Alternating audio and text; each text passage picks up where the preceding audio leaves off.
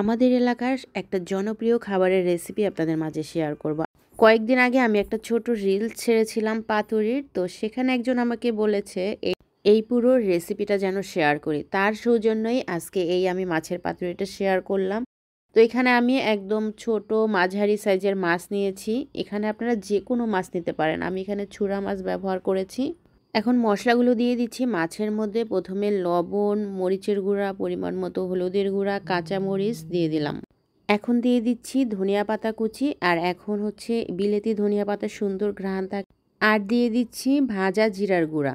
এখন দিয়ে দিব সরিষার তেল।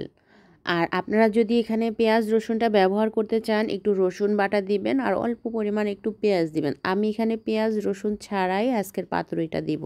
আমরা সচরাচর রসুন বাটা দিয়েই পাতুরিটা খেয়ে থাকি, তবে আজকে আর রসুন বাটাটা দিলাম না। এখন কাজ হচ্ছে মশলার সাথে পুরো মাছটাকে মেখে নিব ভালো করে। যারা বরিশাল অঞ্চলের মানে বরিশাল বিভাগের মধ্যে আছেন তারা কিন্তু এই খাবারটা বেশ পছন্দ করেন, কলা পাতায় খাবার। এখন দিয়ে দিচ্ছি কচুরলতি। এখন কচুরলতিটাকেও মাছের সাথে ভালোভাবে মেখে নিব। এখানে কিন্তু বেশি কিছু উপকরণ দেওয়া লাগে না, জাস্ট হলুদ, মরিচের গুঁড়া, লবণ, কাঁচামরিচ আর হচ্ছে আপনি পেঁয়াজ রসুন খেলে সেটা দিয়ে দিবেন, আর একটু ধনিয়া পাতা দিবেন যাতে সুন্দর ঘ্রাণ আসে। 1 চিমটি পরিমাণে একটু চিনি দিয়েছি আর অল্প একটু পরিমাণে আটা দিয়ে আমি এটাকে আবারও ভালোভাবে মেখে নিচ্ছি। তো এদিকে মাখামাখি শেষ হয়ে গেলে এদিকে কড়াই নিয়ে নিয়েছি আর কলা পাতা ধুয়ে নিয়েছি। প্রথমে 2-3টা পাতা নিচে দিয়ে দিব যাতে পুড়ে না যায়। আর যেই পাতাটায় আমি মাছ দিব সেই পাতাটা একদম বড় থাকতে হবে যাতে কোনো ফাটা ছিঁড়া না থাকে। এই যে দেখেন এত বড় পাতাটা নিয়েছি, কড়াইয়ের মাপ করে কেটে নেওয়া হয়েছে।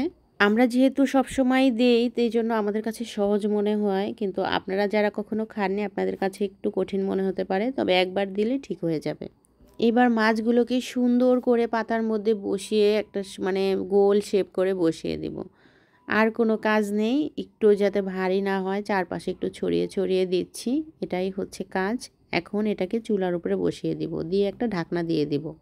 15 থেকে 20 মিনিট এই ঢেকে আমি এটাকে রান্না করব। এরপরে দেখবেন এটার ফাইনাল লুক। এই যে দেখেন লতি মাছ পুরোটাই সিদ্ধ হয়ে গেছে, মানে এক পাশ হয়ে গিয়েছে। এবার চুলা থেকে নামিয়ে কয়েকটা প্লেটের মধ্যে নিয়ে নিলাম। এবার উপরে আরেকটা পাতা দিয়ে আরেকটা উপরে থাল দিব। থাল দিয়ে এবার উল্টিয়ে নিলেই দেখেন অপর পিঠ উল্টিয়ে যাবে।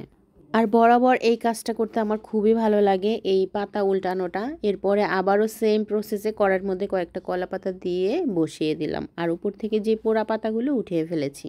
এবার আর বেশি সময় লাগবে না, এখন 5-10 মিনিটের মতো একটু চুলার উপরে রাখবো। চুলায় বেশি জালও দিব না, কারণ এক সাইড তো হয়েই গিয়েছে, মাছ পুরোপুরি সিদ্ধ হয়ে গিয়েছে।